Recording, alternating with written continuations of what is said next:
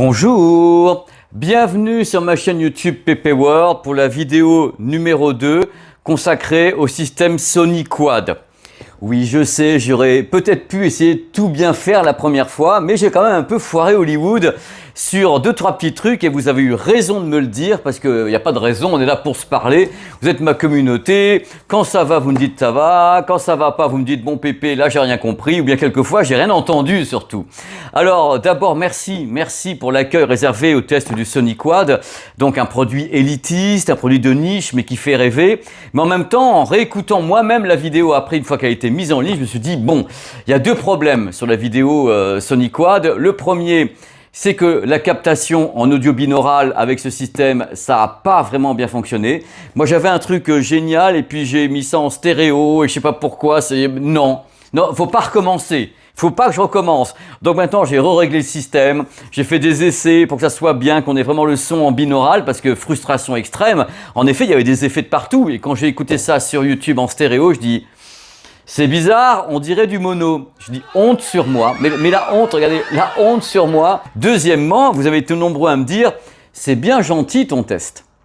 Mais ça serait bien également d'avoir le caisson grave, que j'avais pas à l'époque, parce que moi, mon idée de base, c'était déjà de tester le système qui coûte 2700 € sans le caisson grave, et de vous dire qu'il faut un caisson grave.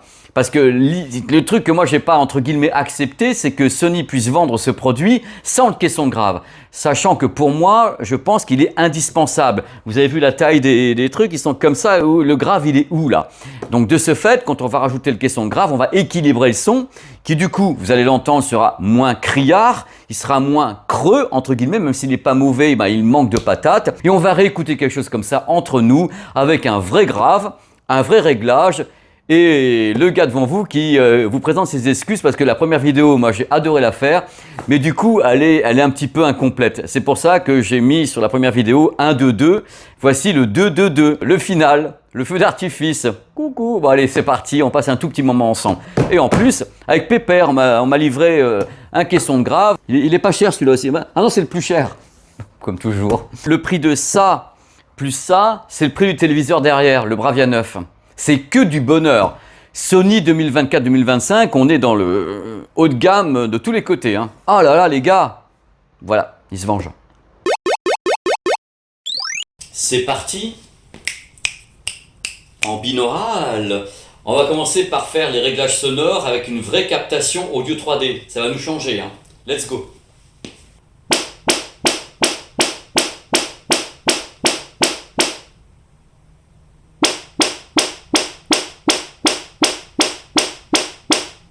Ça y est, c'est fait. Maintenant, on va passer aux démos. Maintenant, comme je suis un petit peu vicieux, je vais vous mettre une bande-son dont j'aime beaucoup le mixage. Il s'agit de celle de Conjuring 3. C'est très compliqué, il y a beaucoup de graves, beaucoup de dynamique, il y a quelque chose de vraiment très très fort sur le mixage. C'est normal, c'est un film d'horreur, donc ça demande beaucoup de puissance. Voilà, préparez-vous. Oh là là. C'est dingue. C'est oufissime.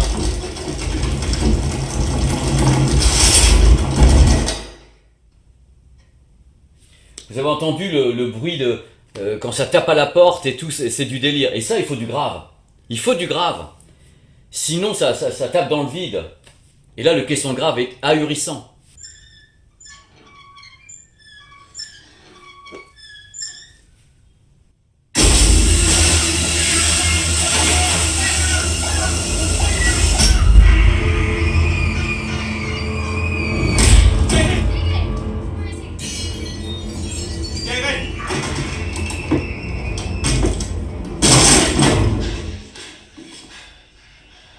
What's happening, buddy? Are you okay?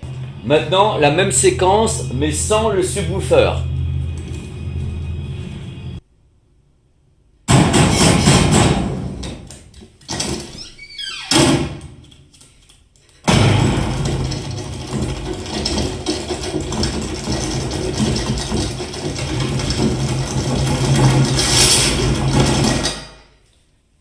C'est simple, sans le subwoofer, le son a un aspect un peu plus métallique, un peu plus criard, c'est moins percutant.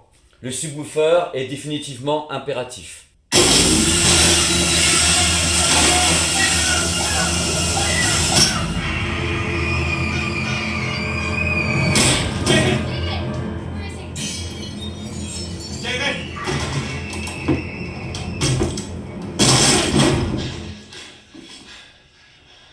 What's happening, buddy? Are you okay?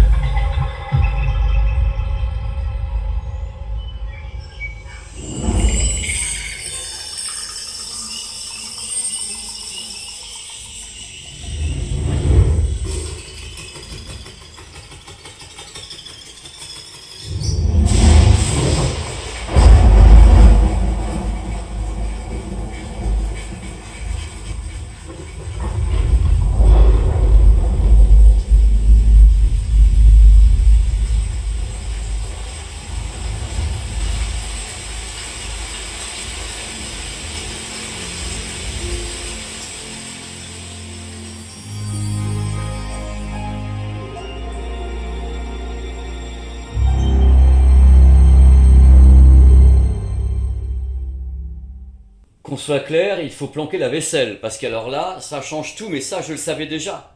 C'est là qu'est la cruauté de la chose, c'est que c'est impératif d'avoir le caisson grave. C'est impératif.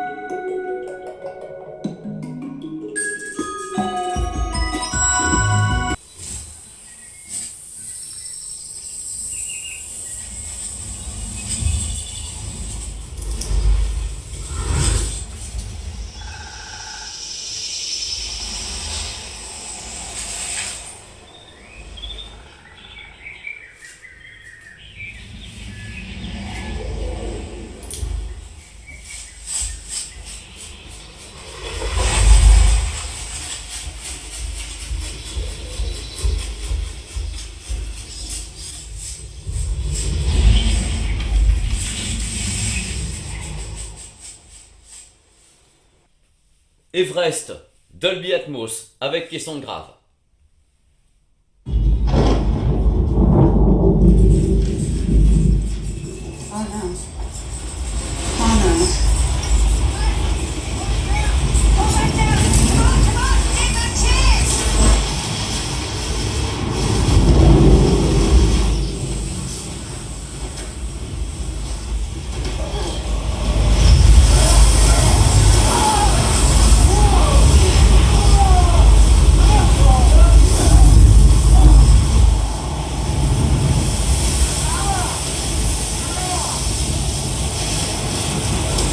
On y est, hein. J'ai quand même eu des séquences qui avaient beaucoup de patates, beaucoup de graves, faut qu'on sente bien la puissance du système. Parce que sinon, je vous mets un truc un peu trop calme, vous allez me dire oui, alors ça pète pas et tout. Vous connaissez, hein.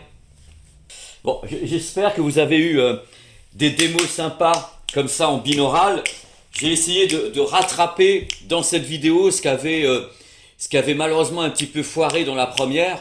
C'est-à-dire cette captation binaurale que j'avais mal réglée, du moins le passage en stéréo était pas terrible dans la conversion justement de la captation des 4 micros. Donc j'espère que ça a été, j'ai mis quelques extraits comme ça qui donnent une idée de ce qu'on peut avoir avec ce système qui en effet est un bon système. Vous avez vraiment une très belle scène sonore, il y a des beaux effets, il y a une belle hauteur, c'est fait pour ça. Mais en effet, s'il n'y a pas le soutien du grave, on a un son qui qui reste un petit peu criard, qui reste un petit peu en dessous de ce qu'on attend justement d'une retranscription façon salle de cinéma. Parce qu'on est bien sur quelque chose où on doit avoir un son cinéma, un son ample, et dans les cinémas il y a du grave justement.